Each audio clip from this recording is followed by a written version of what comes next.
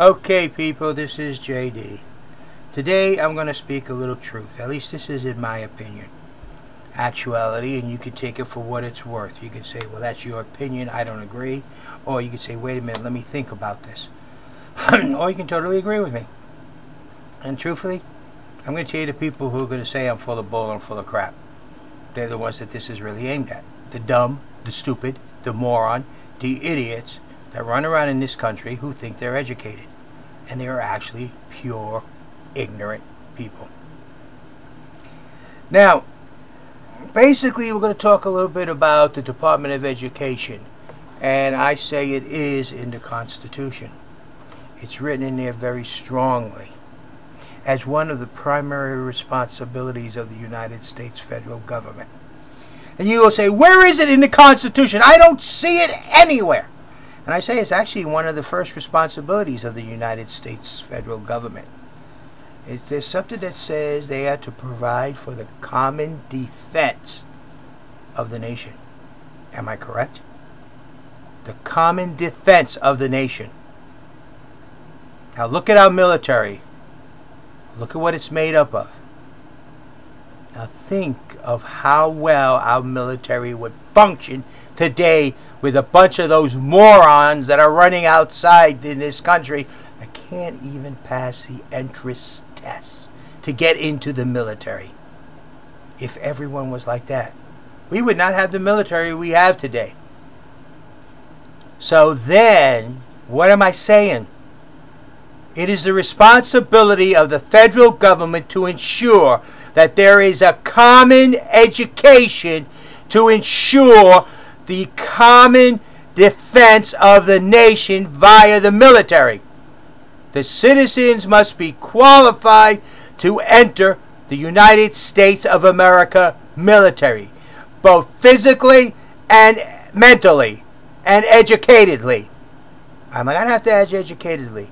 And it's the responsibility of the federal government to ensure that the education that is needed to be in the United States military is provided and available to each and every citizen of this country. Whoa, wait a minute now. Are you saying the Department of Education is under the Department of the Military? No, it is part of the Constitution. To provide for the common defense of the nation, we must educate our citizens, as well as have an educated, first line, top of the order military to protect the nation. Oh, I never looked at it that way. Well, that's because you don't want to. You don't want to open your minds up. You all are brainwashed idiots. Almost every one of you. The truth is, education budget should follow right behind the military. To provide for the common defense of this nation, we must also provide for the common education of the nation so that we can have qualified, educated military personnel within our service to run the sophisticated, complicated machines that exist to this day. That's what the military is all about. That's how it works, people. Education has always been in. Now you might say, well, that's really not, I mean, you're stretching the budget there. You're stretching the idea. No. Let me put it the simple way. Back at the Revolutionary time, when they had their squirrel gun and their hunting rifle, and the military was called up, they grabbed their rifle, they grabbed their buckshot, they grabbed their lead pellets, they grabbed their moldings, their lead, the powder, and off to war they went. They had the education that was needed to operate the military machinery that they had.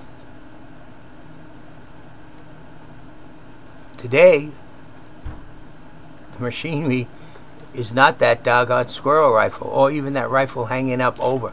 It's an M1 Abrams tank, a computer, sophisticated, highly technical piece of machinery Well, how about the men and women that work on an aircraft carrier?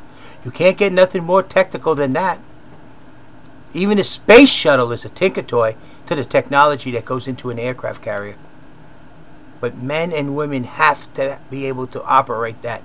Men and women have to be able to read highly technical manuals. Men and women have to be able to interpret what they read. And if their common education is not provided, they cannot do the job of the common defense of the nation. The ones who argue against it are the ones who want to use the money for things like welfare. People who don't want to work. People who don't want to. And don't give me this crap that that's a bunch of bull. I've seen too many people on welfare that can get out and work. I'm not talking unemployment. I'm not talking Social Security. I'm talking about generation of people sitting around doing nothing, not even working in school because they know the welfare check's going to be there when they get out of school at 18. All they are cows and bulls. That's all. Females that drop kids and males that make kids. Not educated. Because education became responsibility. They're very contented because they're uneducated. Because an educated person asks questions, wants to know why, and does not accept the way things are. An educated person was the downfall of the Soviet Union. Education is becoming the downfall of communism in China. Education is always the downfall. Because sooner or later, somebody asks, why, how come, and I don't have to accept this. Because they got educated beyond brainwashed. Once you teach a person to ask a question, you have just created the problem. Because the person says, why, how come, what for, and I don't believe you. To give you a prime example of how dumb some of you are out there, I put out there that John Hanson was the first president of the United States of America.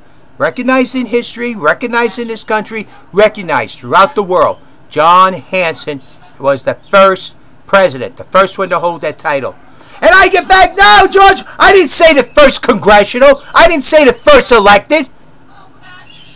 I didn't say none of those. The first under the Constitution. I said the first president. The first person to hold that title. I even had a doggone college professor first come back and argue with all that crap. And then I said, I didn't ask that. I said, who was the first man to hold that title? President of the United States of America. And that's what I asked, and that's all I asked. He says, well, if you look at it that way, John Hanson was. I said, yes. Too bad history don't teach it. Because I was taught from a young age in a generation where we don't accept everything that we read to be fact. Even history is only the truth of what the person who is writing it. You will need to go and look. Now, if I said, who was the first congressional president, you better say George Washington. Who was the first congressional? Who was the first elected? Who was the first under the Constitution? George Washington. But he was actually, to hold that title, the 8th president of the United States of America. See? That's what I asked. But the uneducated person will only give you the answer they were brainwashed to believe. They won't even listen to the question. And that's not the kind of people we need in this country. That's why we're having the problems we're having. That's another video, soon to follow. So bottom line, people, one, there's a lot of you out there that are extremely ignorant and dumb. And you live in your own world with your head in the ground like an ostrich, and you only see what's immediately around you. You really don't have the knowledge to ask decent and reasonable questions. You don't look for the truth. How many of you think that climate change is major caused by us the American people or the people of the world. Well, I hate to shock you, you're wrong. Climate change has been happening millions upon millions of years before we were even on this planet. So, what's your excuse then?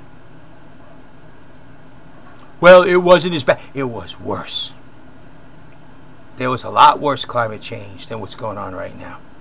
We're in the middle of a warming trend, which may be turning to a cooling trend. Hopefully it does, because if the warming trend continues, we're going to end up like we were 125 million years ago, where there's no ice at either pole, and the Gulf of Mexico goes all the way up to St. Louis. And most of the East Coast goes up to the mountains. But if the cooling trend, which seems to be starting, happens, then everything reverses itself. But climate change is that heating and cooling, heating and cooling. It's actually a struggle between the sun and the earth.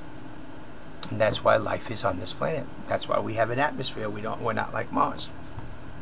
Few of the differences.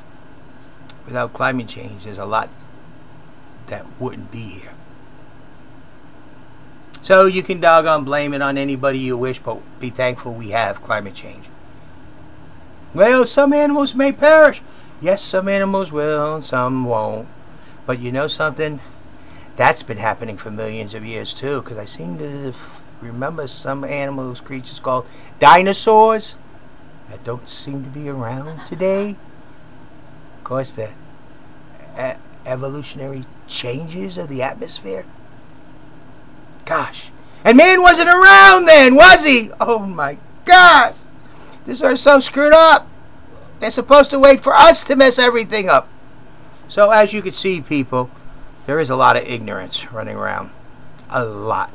Now, you could all sit there and call me dumb and stupid all you want. I really don't care. It doesn't change the fact that there's too many of you out there who are ignorant, who are dumb, who are stupid. You're brainwashed to believe what you're told, and you believe it. And that's the one thing the American people cannot ever afford to be. Because that's what's wrong with this country. You're expecting the government to do what you need to do. Another video, another time. Not about. So, anyone who says education is not part of the Constitution, understand the Constitution is to provide for the common defense of the nation. It doesn't say to provide a military. It says to provide for the common defense. Part of that is a common education so that the people that go into the military can and will perform the job of the common defense of the nation. Bottom line. Military and education runs hand in hand together, and that's in the Constitution. And that's not stretching the elastic clause. That is a plain, simple fact. You need the educated people to operate the sophisticated military. There's no getting around it.